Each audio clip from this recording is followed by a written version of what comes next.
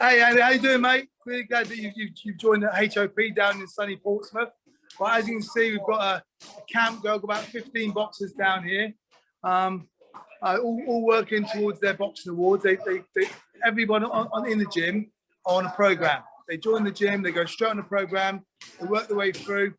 A lot of them on their preliminary standard, some of them on their silver, gold, and platinum, getting ready. And some of them are getting ready for their skills bout or their first bout. Okay, we've got 3 rings. We're quite lucky, all doing pad work in there.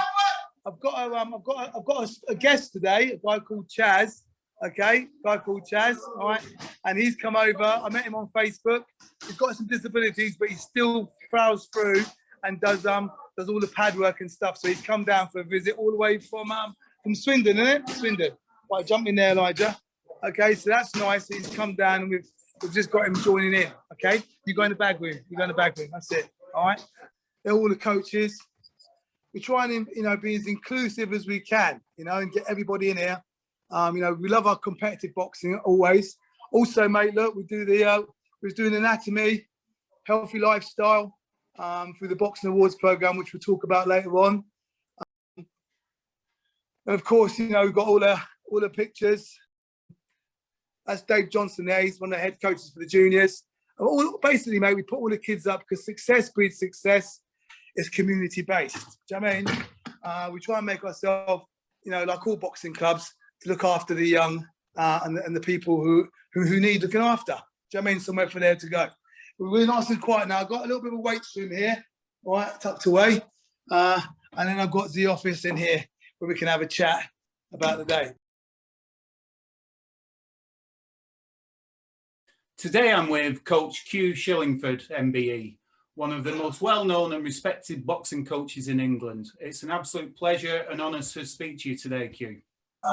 Mate, I'm humbled. Thank you very much. As we all know, I'm speaking to boxing people.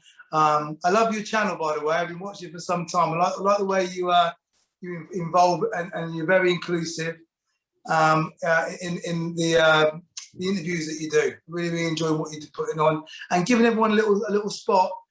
Sometimes that's all people need, isn't it? Do you know what I mean? Like a typical boxing club. A typical boxing club. If they're the right, boxing people, they'll give you that little bit extra that you just need just to lift you up. And whether you become a competitive boxer or not is neither here or there.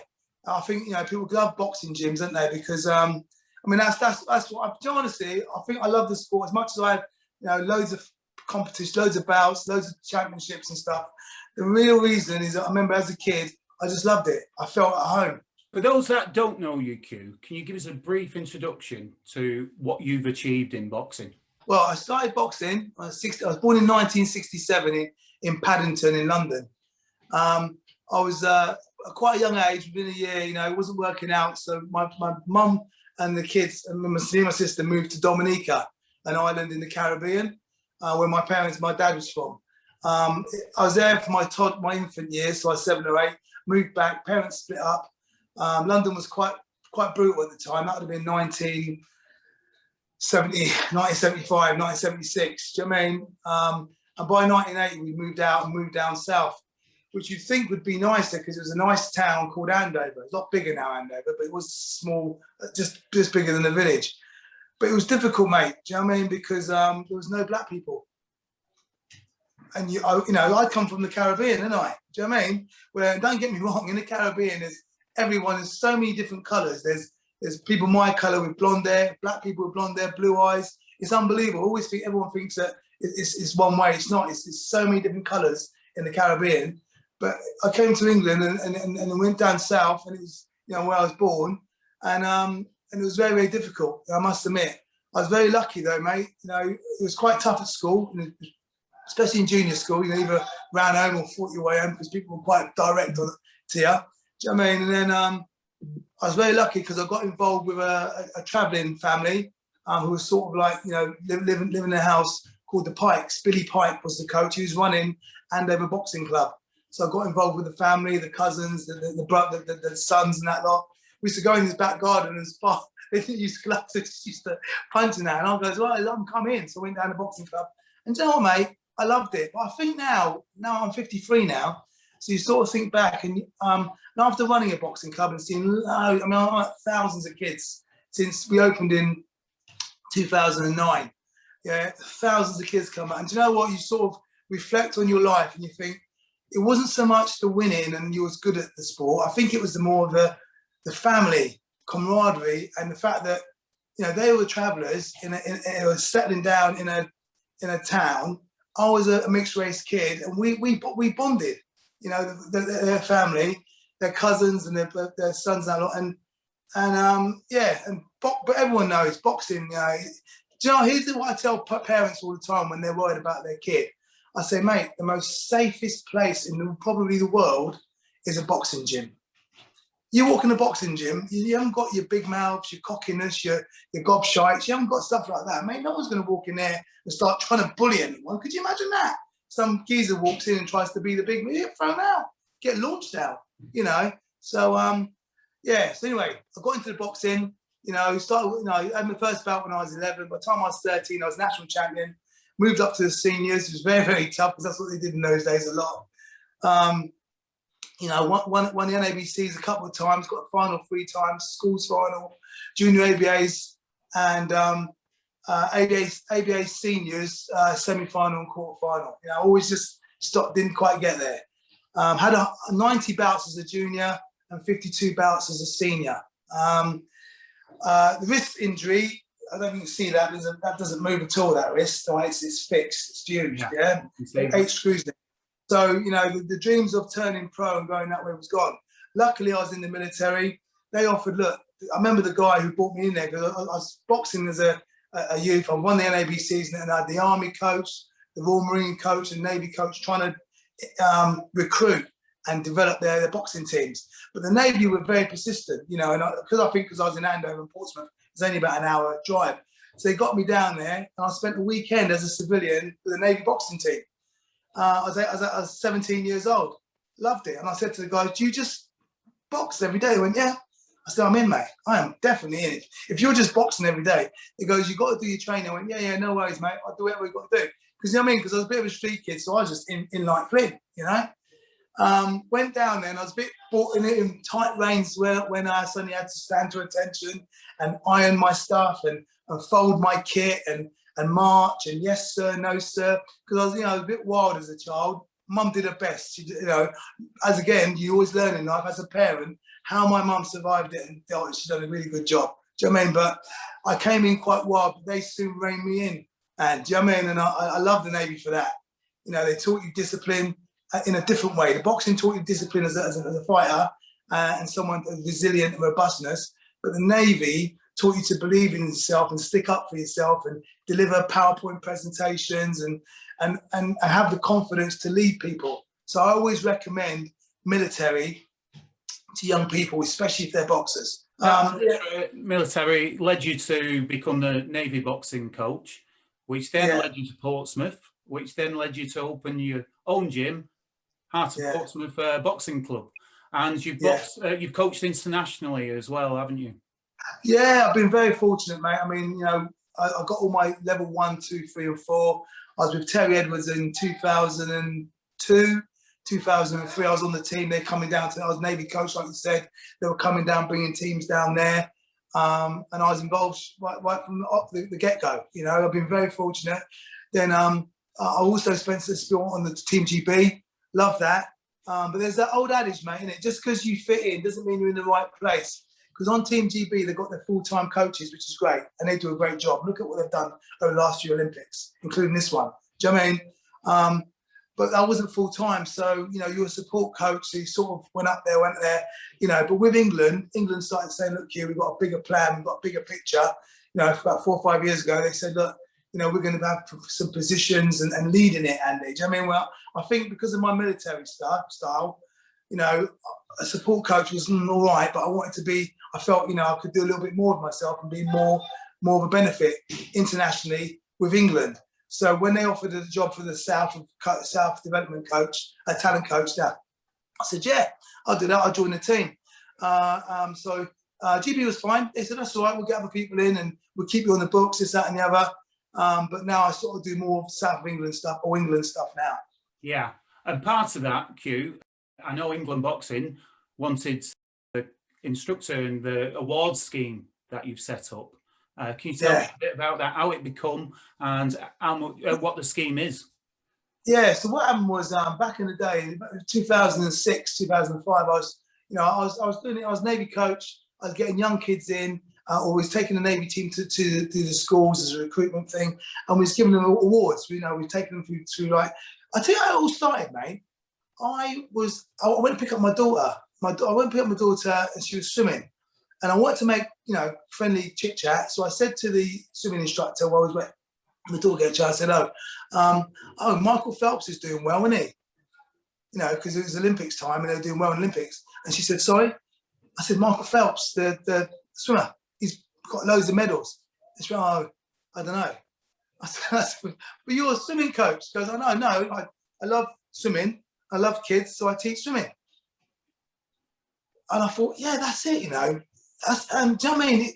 The reason why our sport was small, it's now growing a lot, was because we could have people, and also as well, on the Navy, I was a PTI in the Navy. So for a 6-month course, I did a week hockey, a week volleyball, a week netball, a week water polo, a week football, a week rugby, and you had to learn. But I wasn't a water polo player, and I definitely wasn't a netball player. But I knew the rules, I knew how to teach it. So I thought to myself, do you know what? If we could get a teacher, a youth worker, if we could get volunteers, just to teach the basics, not the sparring or the contact, but just to teach. You don't have to be a boxing coach to teach a jab, mate. Mate, come on. As well, you don't have to be a hockey player to teach how to do a bully off in the old days, or how to hit a ball with a hockey stick. Do you see what I mean? So I started using that ethos with the Navy and the Navy boxing team, and getting kids in and trying to help recruit with the Navy as a recruitment campaign. Then Paul King was the CEO of England. He said, "Q, look, it's going off down in Portsmouth, mate. We're getting really good reports nationally about what you're doing. Can you come up?" So I went up there and showed England Boxing. They said, "This is great." It was the community group at the time. I joined the development group of England Boxing, and they said, "Let's sign it up." The first day wanted to run it, and then they said, "Look, Q, this is getting too big, mate. We've got schools, youth workers, people ringing up. You run it, we'll endorse it." Do you know what I mean? A guy called Derek Matt was in type of Team GB. He signed up to it and said, "GB's in, get it all around." Network Rail, they said it's all over the country, we want in. They put an advert in, and that's it, mate. It just bloomed up from there. I've got a few coaches around the country who help me to deliver, but I wanted to do a job, and you've heard that old adage: if you do what you love, you don't never work. If your work is your passion, it's not work, is it? I get up every day, and one time I've got my boxing gym down here, teaching it. Right now I've got a camp going on. 9, drop the kid off at 9:30, pick him up at 3 o'clock. Kids loving it, mate. Do you know what I mean? And it's a new, and on Friday they'll all get their medals and certificates. So that's what happens, Q. Is it's a non-contact training, and it leads them to get these different awards as they go along. Yeah, there's 2 books. There's non-contact. Basically, mate, I did it how through judo, karate, and also in the Navy, I used to write all the lesson plans for volleyball, football, hockey. So writing lesson plans to me was quite straightforward, and I just put it around all the boxing experience I've got. Do you know what I mean? So we've got two award booklets. You've got the non-contact. So say you was going into schools, Andy, you could get in with that. There's no contact involved. So the school, because that was the problem with the schools, they don't want any contact at all. They've got to look after their back, watch their backs. They've got that one. Then you've got the semi-contact, where they start sparring with the silver, gold, platinum. All right. Each one, the preliminary, you've got that certificate. On the back, you've got scores to give. Yeah, you've got to get over 60%. Then you'll get your certificate and your medal. Yeah, certificate and medal.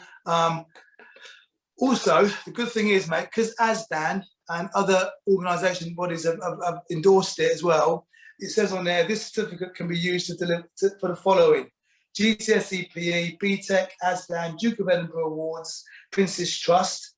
This certificate has a value of 1 credit towards all ASDAN qualifications. ASDAN, AQA are big in schools. They're kids who struggle, like I did, like a lot of boxing people did, struggled with mainstream. Put me in front of the people, I'll talk about whatever you want for a long time and make them laugh. Stick me on a math exam, we're all in for a very long day, mate. A very long day. I'm very interested in it, Q, because my friend David Morris, who was a coach with me at Lee and Astley VIP, and he was a very good boxer himself. He started community boxing, non-contact, boxing for better, and he's using your award scheme, and he's had a great response to it, and he's providing it free in the Lee area, and it's great to see. Brilliant. Yeah, well, you know, I always, with boxing clubs, you know, especially boxing clubs, if they're all people like this, like your friend, if they contact me and say, oh no, they order 10 books, I always throw a few more in. Do you know what I mean? It's hard out there, mate. And it's about engaging everyone. It's not all about the money. It's about engaging people, getting them all into boxing. So any boxing clubs out there, you know, when they send them the order in, they want to contact me and say, Q, it's, you know, what's your friend's name? What's your friend's name? David Morris. Yeah, David Morris. You know, I'm doing him a boxing program and try and get communication, because, you know, it's hard out there. And if you order, you know, get funding for 10, you want 15 really, don't you, mate? Do you know what I mean? So you send them over, and all that means, mate, we're getting more kids engaged in boxing, isn't it? You move up to on the move now. So you're punching, moving, doing all the stuff you did statically on the move, which you should do in a boxing club. Do you know what a lot of boxing coaches tell me? They went, Q, we don't really do the trunk defences and the pivot and the step across. We sort of let them gain that, because, but with this, they've got to learn it to get the medal. Do you know what I mean? And if they're doing it towards a GCSE or GCSE PE or an ASDAN or an AQA or Princess or Duke of Edinburgh, they've got to get it all ticked off. Same as the railway safety. They've got to know about the 25,000 volts in the overhead cable. They've got to know that the third rail on the track is always on. You know, they also learn, which we've been doing today, human, you know, anatomy. They've got to know where their bicep, their tricep, their abdominals, their pectoralis major, sternocleidomastoid. They've got to know their femur, their humerus, their tibia, the fibia on the legs. You know, all you got 7, 8, 9-year-olds, mate, know it all, because they want to know. They've got to know it to get their medal. Then they're on the bent arm shots, mate. The bronze award, yeah, same thing. Gets ticked off. Nice medal around the neck. They went. You know what I mean? And you know what, mate? Some kids, as you know, they come into boxing and they're not going to make boxers. You know what I mean? And I don't think, you know, and I don't want them to be. You know, that's a lot of people who come into boxing clubs, isn't it? And people have this misconception that you'll be sparring, you'll be competing, and most people that come in train for fitness. Yeah, and your award scheme should approach for people being ready for sparring and for contact boxing. Yeah, that's what I like about it. Yeah, thanks, man. That's exactly it. I mean, the kid goes to me, loads of kids, Q, when I spar, when can I get in there? Because they're watching the sparring and they think it's easy, don't they? I said, mate, what award do you want? They go, I'm on standard. I said, okay, get your standard done, get your bronze done, and then you'll be sparring. But we got to know that you can pivot. We've got to know that you can step across and duck and slip and block and outside parry for your safety.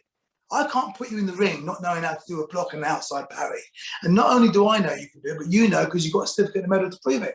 And that's how we look at it. Do you know what I mean? But you know what, mate? It helps us a lot in the club, because, like I just said to you about the sparring, I want to spar. Well, prove you want to spar. Get yourself through the program, and we'll put you on there. Then you've got, you know, the silver, the gold. No, the silver, the gold. And here's the thing as well. You see the platinum there? It's unlike the other one. The layout is different in the fact that that's a gold one there where it's standard, but then that's designed as a GCSE PE. You know, I've taken it off working with the educational bodies. So what happens is the student, or say we've got a boxer now, could be a national champion, could be like a regional level kid, but it's doing GCSE PE. They come in, they smash the awards. They'll be good because they go back to basics, doing everything. They get their platinum award done. The teacher comes down, or they do a video, and it all goes on filled in, and they put that all towards their GCSE PE or their ASDAN or their Duke of Edinburgh, and it goes towards the qualification. And that's what I'm saying to you is what I'm really proud about. And is you know, Astley Boxing Club, for example, they could go, we deliver recreational, educational, and competitive boxing by doing the awards. You know what I mean? I was in the Dalgarno Centre. I'm in London on Saturday doing they've made brilliant what they do with the young kids. They've got so many young, you know, youth kids there, all learning how to do the awards and deliver to their minors. And also, some of them saying, oh, can I do the awards? I went, yeah. You've done the course, you know, get all your stuff through, you know. It's a great tool, mate, for a school teacher looking for another part of it. Because don't forget, you get all the lesson plans, right? There's 24 lesson plans, 8 sessions per award. So 8 for the preliminary, 8 for the standard, 8 for the bronze. You get all 24 lesson plans to go through. It's not as if I'm saying, yeah, mate, just copy that. You know, on the course, you go through everything that you have to do to deliver that. You know what I mean? The silver, gold, and platinum, any boxing coach done level 1, level 2 could take that. So the whole program works beautiful in a boxing gym. The awards obviously give them the medals, the certificates, and the things towards the GCSE. But if you're a child or you're a parent watching this, what does boxing training actually give you? Oh, mate, I tell you now, I know it's said many times, mate, and it's true. But, mate, if it wasn't for boxing, mate, I wouldn't be where I am now, 100%, 100%. Do you know what I mean? You know, it's quite, I said to you, we jumped off the, you know, as a young kid, but it wasn't going very well. Do you know what I mean? Mum was struggling. You know, I always tell kids, you know, we used to live on 50p, £1.50, wasn't it? £1.50 would keep the electric all day. I said, Mum, and then it's only about 8 o'clock at night, electric would go, and that's the heat and gone, everything. You know, it's quite tough. But everyone's got that story. It was like that in the 80s. Do you know what I mean? But the boxing club, like I said to you before, as much as I initially I think, oh yeah, I was a champion and I liked boxing because I loved it and I was good at it and I was champion. But it's not that, mate. Not now. I've seen what, as a coach for many years, the gratefulness of the children. Do you know what I mean? And you see them develop as people. And I speak for thousands of coaches. You know, a kid walks in, doesn't become a champion, a Great England or whatever, or Boxers for England, but mate, you change that kid around. I've got Mum came in today to Q. I managed to get him here. He was brilliant when he was here. Can you get it? I go, don't worry. By the end of the day, he was sold by it. And Frank and the young lad's loving it now. Do you know what I mean? He said, oh, I don't believe I stopped coming. And that's him hooked now. And the parents happy. Like my mum always says, I'm so happy you found boxing because you was always down the gym. I knew where you were. You wasn't down the park. You wasn't down the seafront. You wasn't running around getting into no good. You know, and what a lot of coaches know as well, you see the kids evolve and develop with courage. Before they wouldn't speak, now they can't. Now you can't shut them up. The confidence grows. You know, the higher self-esteem. You know, and like I said to you, most boxing clubs got 5, 10, 15 fighters, as you know. We've got about 42 on the books. I mean, well, we will have it, but by the time we got it all up. So we don't, the beauty about it, Andy, is we don't want fighters. We're not looking for them. We've got them coming through. That means we can allow little Johnny to come in and build on his confidence and build on his courage and be part of the team. Because as you know, it's cool to do boxing. But the main thing why I think the kids should go, and this is the main thing why I think boxing should be in schools, is because it teaches you how to defend yourself and your confidence to stick up for yourself. Mate, I was a timid kid. I'd scrap a little bit, not knowing what I was doing. When I went down a boxing gym, mate, I went down there with my 2 mates purely to toughen myself up so I could fight back. But I got down there, and like a lot of fight boxers, I was in the gym all the time, so I wasn't out. And the kids who I was worried about, they suddenly become my friend, didn't they? Because I was in the paper, boxing champion, this, that, and the other. So I went down to learn how to fight and didn't have to fight anybody. It was brilliant. Do you know what I mean? I think it's a misconception. Very few boxers are actually fighters outside the ring, are they? They control that aggression. Yeah, 100%. I tell you, yeah, another thing as well is the amount of respect you give to everyone in that gym. When you walk in, you've got kids who are this big, but mate, they know how to defend themselves. They know how to look after themselves. They'll probably put it on you. Do you know what I mean? Because the kid have got courage and got confidence and is not going to be picked on.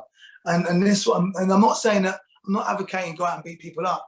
What I'm saying is when you get that that confidence, that, you know, it's a persona, isn't it? You've got it. So you're not really bothered what someone says. And someone says something that bothers you, mate, you've been hit in the mouth, so you're not worried about what someone says. Sticks and stones break bones. Yeah, do you know what I mean? Names will never hurt me. Going back to your award scheme, Q, if people do want to contact you, is it normally through your Instagram? Yeah, I'm on Twitter, you know, and Instagram and Facebook. But if you just type in boxing awards, do you know what the easiest thing to do? Say you're looking at this and you think, do you know what, I want my kid to do this, right? You go on the website, go to store, and you just book.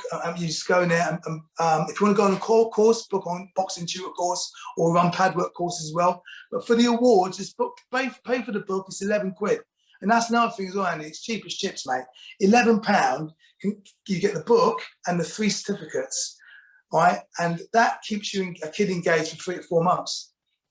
I mean, 11 quid. You couldn't. I mean, cost of coffee's a 4 quid, isn't it? I used to make a joke around here about parking's. You know, the park you can get in here for 3 quid for an hour and a half boxing. And I used to make a joke. You can't even get cost of coffee for that. It lasts 10 minutes. The other day I got charged £4.20 for a cost of coffee. Couldn't believe it. You know, I thought, mate, you can come to my gym for an hour and a half, 2 hours, and work and get a full value.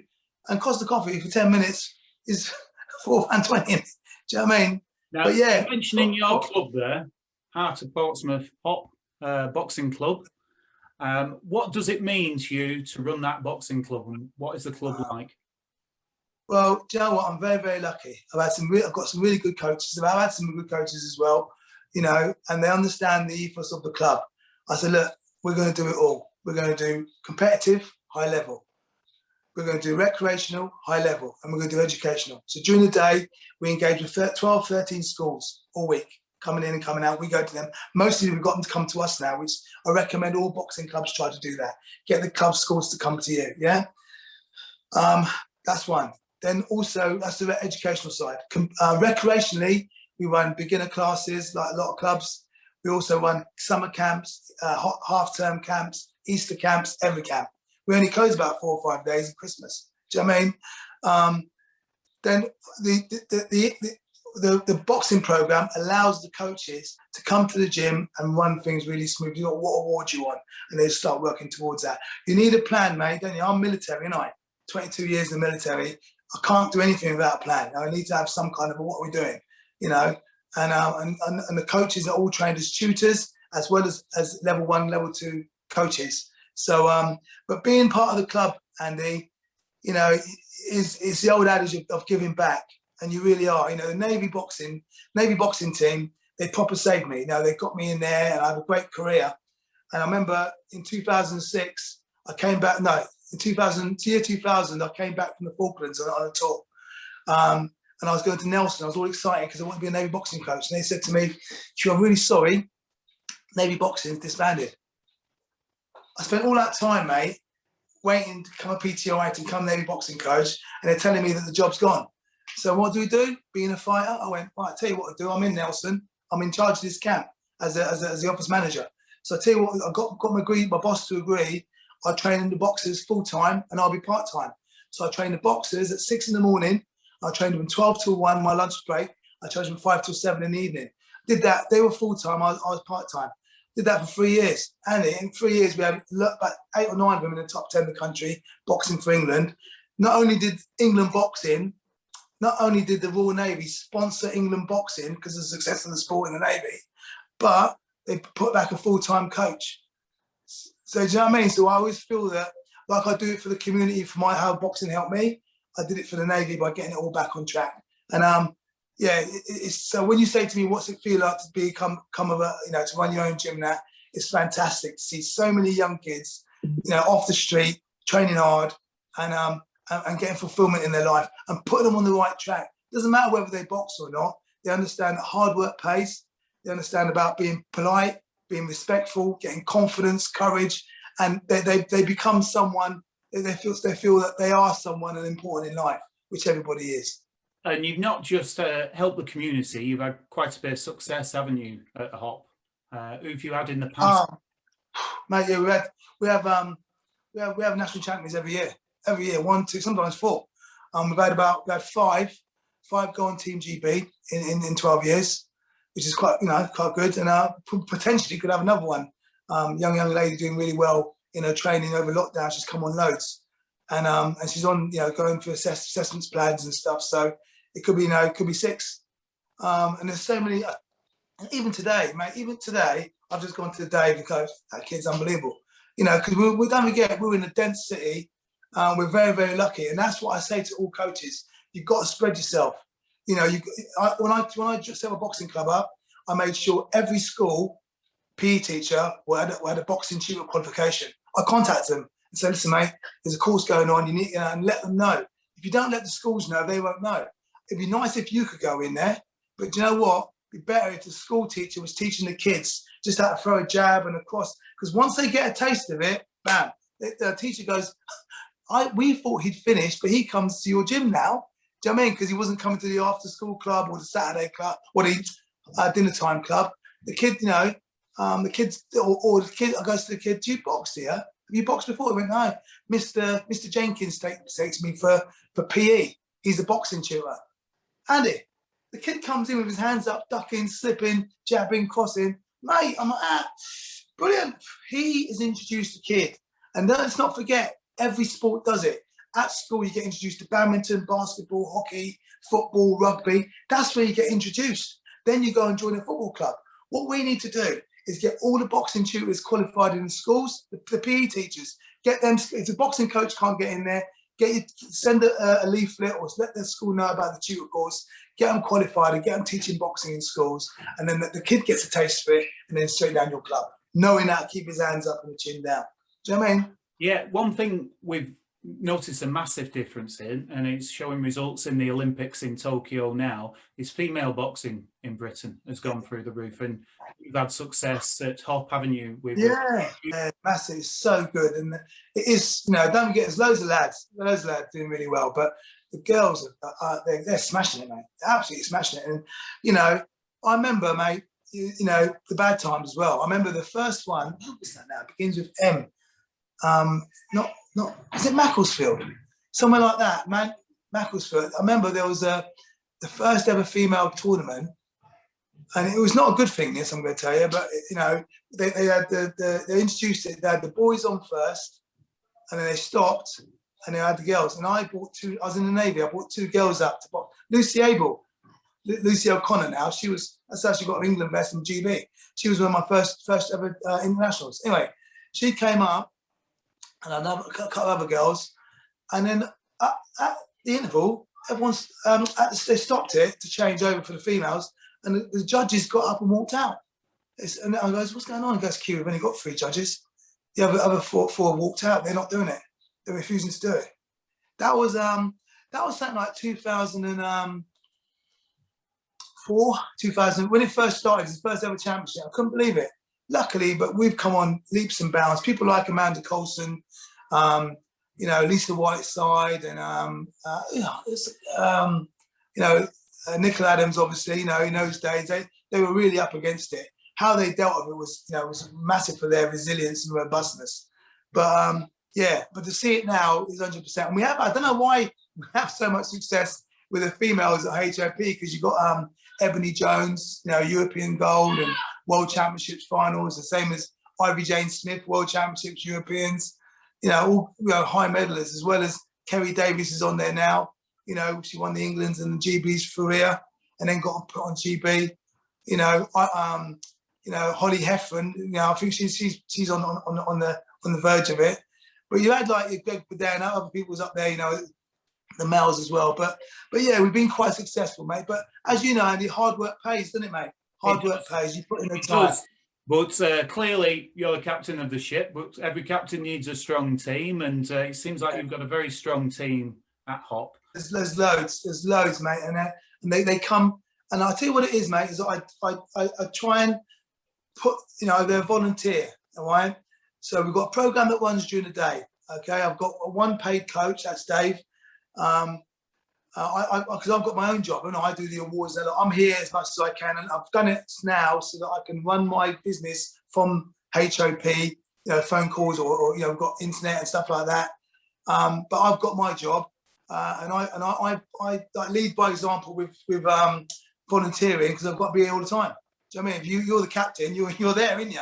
Do you know what I mean? You're no good having a leader when the leader's sat in a tent and you're out there. Do you know what I mean? But Dave's here all the time. He does a great job. Then he does his volunteering in the evening. But we've got junior coaches, about 4 or 5 junior coaches, 4 or 5 senior coaches who do the seniors. It's nice when they mix up. I always try and get them together and have team meetings, and we go out for meals and stuff like that. But we've also got volunteers. And I recommend to clubs, if you're going to go recreational, you know, get a parent whose kid's in there. Say you got a parent who's 8, sorry, a kid who's 8, and the parent is quite sporty, might not be a boxing person, get them on a tutor course, get them doing the hour before, you know, the 5 to 10-year-olds, get the kids introduced to sport. We got kids 6, 7, 8 who are now boxing, they're doing the awards. So they leave it, Andy. They go and do football, hockey, then they come back when they're 14. And I'm like, mate, have you, or they move to your area and they come to your gym and the kids got it all. And you're like, oh, well, I did it when I was 7 and 8. I did the award program. You see what I mean? It's about getting that taste of boxing into every young child as you can. So, because it's a great feeling. It's a great way of keeping fit. That's why there's so many ladies doing it, middle-aged ladies and men, because they start doing it and they get so fit from punching bags and skipping and pads, as you know. But yeah, I mean, HOP would not be where it was if it wasn't for the team. With no man's an island. I know I'm the face of it, mate, but believe you me, each and every one of us puts in hard graft, 100%. Now, I have to be careful here because I could stay talking to you for hours because there's so much to ask you. But a big part of your coaching journey was in the Royal Navy. What was that like? What was the experience like, and how much did that mean to you? Yeah, do you know what, mate? Like I said to you, I was so glad I was able to get Navy boxing out of the doldrums and back up and running. I'm really proud of that for myself as a little person, because I thought that was a proper give back. Because, not only mate, to be honest with you, if I was honest, I was going to join it, box senior, win a few titles, and then go pro. That was the plan. But obviously the risks changed that. But then I didn't realise I'd set up a safety net, the Royal Navy, services. So when I decided to stay, I thought, you know what, I'm going to make a career of this instead. So I went PTI, and the PTI branch, mate, they don't mess about. It's a 6-month intense course. And I thought I was fit and strong as a boxer, but this is mentally as well. You've got to take classes, you've got to organise Olympiads, it's a knockouts, for a vast amount of whole squadrons, as well as camps and stuff like that.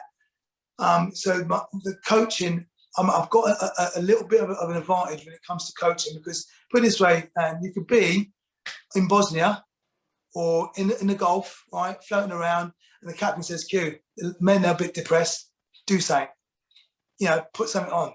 So you organise a barbecue, you organise a keep fit session, you organise it's a knockout, because I was a PTI on the ship. Like, I remember when the whole ship went down with dysentery. I mean, like coronavirus, no port water you in. So yeah, I think it was Bahrain. They gave us an area. And said, "Well, you can just stay there." So I organised, rounders and cricket, brighter cricket, and you know what I mean. So what I'm saying to you is, Anne, you got to think on your feet. All you've got is a warship, and you got 300 men to train. And they've got a weights area. You got to put it on mat. You got to think on your feet and adapt and develop. And all that training and all that resilience and robustness of doing that, trains you to be a coach that can deal with things. You know what I mean? And also you've got situations by going in conflicts like Bosnia and like the Gulf, it develops you as a person. You see fear. When someone starts talking and mouthing off, like, mate, I was in submarines as well, wasn't I, mate? Submarines and you go away for 3 months. That's when my son said, Dad, this when we first started with the lockdown, I went, mate, this is not lockdown.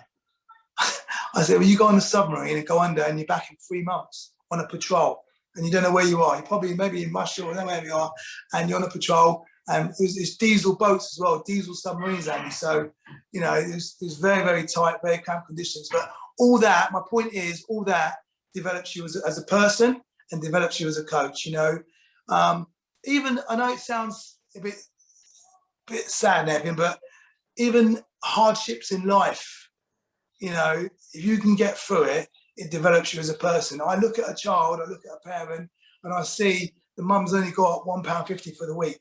Do you know what I mean? And being a boxing club, a successful one with a good bit of funding bid coming in, you know what you can do and you can't. And you just taking the pressure off the mum for a little while because dad's lost his job, to take the kid in is not a problem. And it's really nice how people can be. They say, look, I know so thanks a lot. No worries. Do you know what I mean? It does seem like your military days have really set you as a person, where you're thinking outside the box. You've got that structure and planning and that drive where you're constantly pushing, which is great to see. and your experience comes from being a 142 bout amateur, like you say. What are your favourite memories when you look back on your amateur career? You know, winning your first title is always nice. Do you know what I mean? Winning your first title, having the first bout. And do you know what? I'm still in contact with the guy I had my first ever bout with. Yeah, Richard Colborne, and he, you know, he was living in Winchester. He came down just to see me. He moved to Winchester because he used to live in Swindon area. He come down and he drove down and goes, "You don't recognise me, do you?" And I looked at him, I went, and I boxed you, didn't I? He goes, "Richard Colborne, your first fight." Oh yeah, you know what I mean? That was a big test. And but do you know what I mean? Joining that boxing club, you know, I was just before my 10th birthday. I was, you know, it's 9. We have to lie about our age because you have to be 10. But joining that boxing club was probably the best day of my life. Do you know what I mean? It's good. Which was because about you when you look back is the one that you think of? Do you know what? I boxed Tony Canellan. I know the Canellans from Fox in the schoolboy finals. And it's my favourite one because I didn't win. But it was a massive tear up and a massive learning curve. And back in the day, as you know, there was no internet.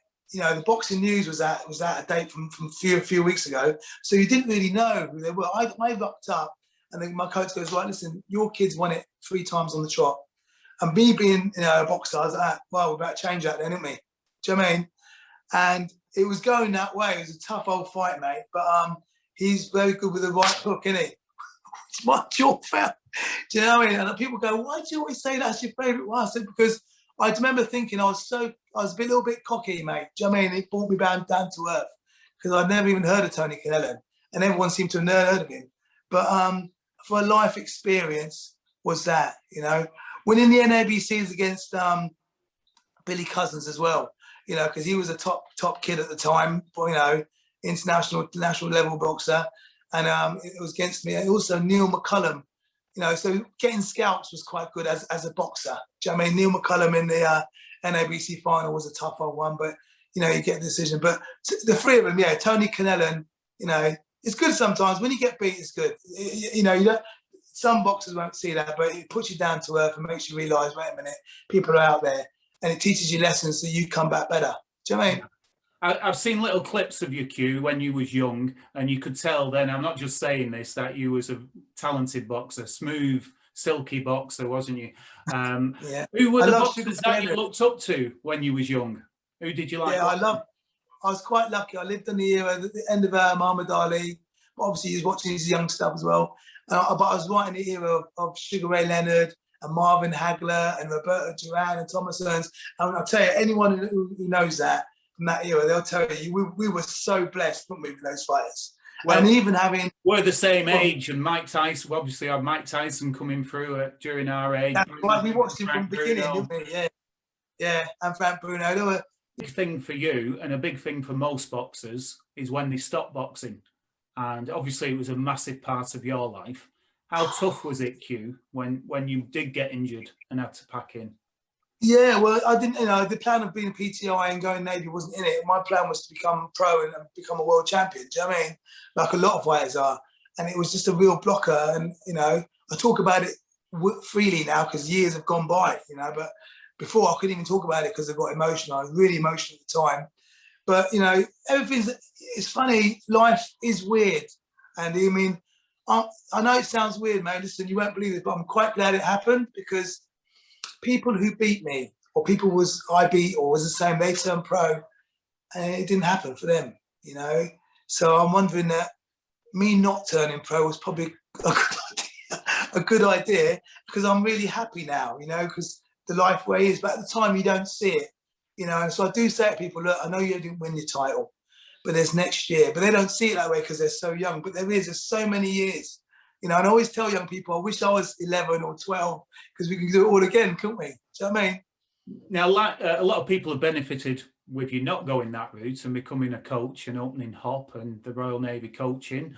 And it led to you getting the MBE presented by the Queen herself. What does that mean to you and your family to receive that award? Yeah, you know, it was, when we just, as coaches, mate, we work, people don't see what goes on. Do you know what I mean? You got, between running a club, you've got the bills, you've got, setting it up. You always want bigger, better, best. And and so much is hard, and coaches leave, coaches come in. We've all been through it. So I say to coaches, when what you're feeling now is to talk to other coaches to help you. But the MBE was, I always work hard, mate. People think, oh, Q's always mental, he's mad, but that's your makeup. The good thing about life is everybody's different and no one's perfect. I like to do things. I have trouble sitting down, not doing much, but so working hard, maybe because of my lifestyle as a kid or in the Navy, it's just part of it.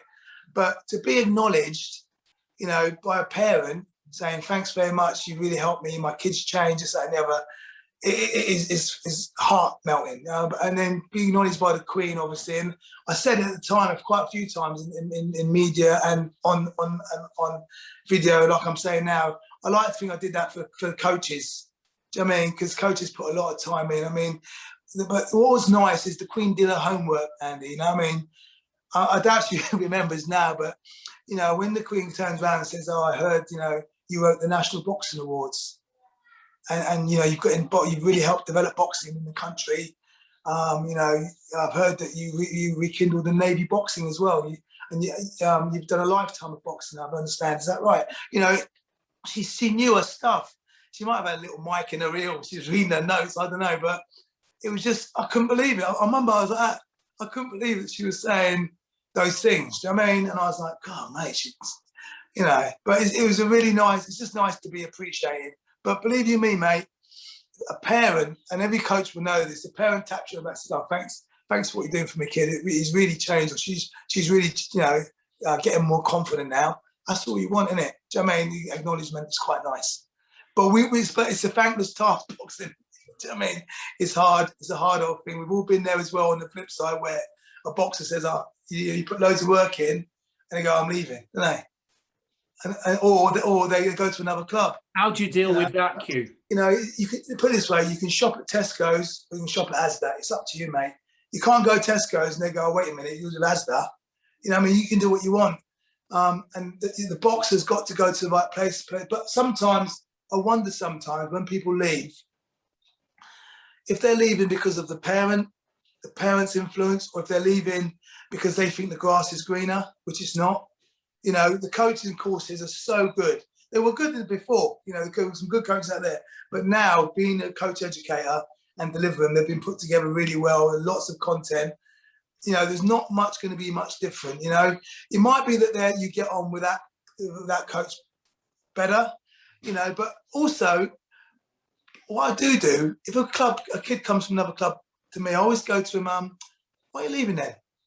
Why don't you go back and talk to your coach and this, that, and the other? Because I'm going to talk to the coach, or one of my coaches are going to talk to him. We're going to ask him why you left. Is that right? You got to understand that. We don't want no bad blood. We just want to know what's going on, And I said, what I'm saying to you is sometimes you hear the same thing, and you wonder, the club should look at it, shouldn't they? They should say, why have we lost that boxer? Why did that boxer leave? It might be that it's the attitude of the kid. You're quite glad he's left. Some good kids have left us, and the club's gone from strength to strength. Do you know what I mean? It's like, you just got to try and not take it personal, but it hits you in the heart, doesn't it? It's a hard one. What comes across, Q, is your passion and drive for this sport of boxing. What is it about this sport that gives you that? It is a tough sport, like you said. What is it? Yeah. It's just developing people, mate. Not just for them to become a national champion, but just, there's kids there, and they're not in boxing. There's 18 children out there, and they're between the age of 7 and 13, loving it, and they're being taught at their level. They're being given a program that they can adhere to and then do. And they're making friends. They're running around the block. They're playing stuck in the mud. They're sat chatting. They're having a fruit break. They're talking about anatomy. They're talking about the bicep, the tricep, the humerus. They're getting up and going into work knowing that you're gonna develop and change lives is priceless, mate, isn't it? Priceless. We're blessed. Being a coach is blessed, but it's hard work and it can be a bit heart-wrenching sometimes.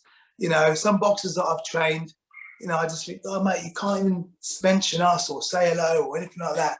But, that's life, mate. And luckily, and this is what I'm saying to you, hard life is not always a bad thing. You learn from it and you learn to suck it up real quick, and just go, look, this has happened, move on. Otherwise, you dwell in it. You can't dwell on stuff. You just got to move on. What do you reckon? Yeah.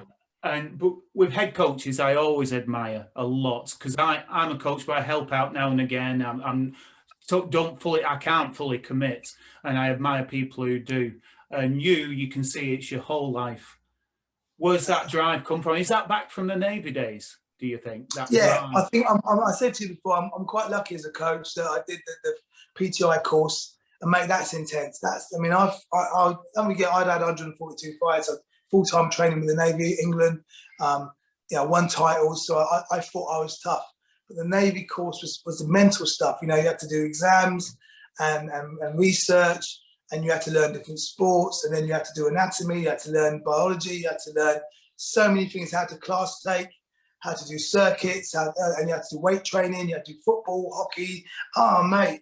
And you were physically tired, you were beasted, and it was absolutely hard. 2 or 3 times a week, you'd be down the seafront, 4 or 5 in the morning going in the sea. They tried to, it was quite brutal. And you get through that, and you think, mate, and then of course you've got your own experiences we talked about, at the time, the Gulf and the Bosnia was quite frightening. Quite scary. Even the training for it was quite frightening and scary. Do you know what I mean? But you live, as you develop as a person, you think, well, I've gone through that obstacle now. I've developed in that, and you're not so frightened anymore, or you're willing to accept things. The good things outweigh them easily, don't they? 100%. As a coach, you know what, mate? On Friday, what are those good things in your view? On Friday, all those 18 kids out there, and my parents are going to come in and watch them get presented with their medals and their awards. They're going to go up on our social media page, and they're going to feel that they've achieved something in their summer holidays. Then we're open 10 till 12 for the next batch, because we do a full day camp. We're doing 9:30 till 3 o'clock this week. Then all the rest we're doing 10 till 12. Then we start in the evenings, 5 o'clock for the junior beginners and the seniors and stuff. But throughout the sessions, mate, if you watch the social media, they're always getting awards and medals, and people are clapping for other people. You've got to clap, you know what I mean? Make sure they do. Appreciate other people's success, and then they'll appreciate your success, or they'll inspire you to succeed. Do you know what I mean? But when it comes to the best thing is, Joanne, I'm happy if Holly Heffernan goes and gets a gold medal in the Commonwealth Games. I'm also happy if that young kid out there who's 7 years old gets a preliminary medal at the end of the week. It feels the same. It feels the same, if not more for them, because I expect Holly Heffernan to go and get a medal. That kid has come in here to a new club, a new environment, made loads of new people they didn't know, made friends, and done really well. 5.5 hours away from their normal home. That's you developing people, isn't it, mate? It's great stuff, that, Q. One of the people who inspired me to do these interviews, this type of interviews, is Jackie, your coach at who's Shadowboxruk.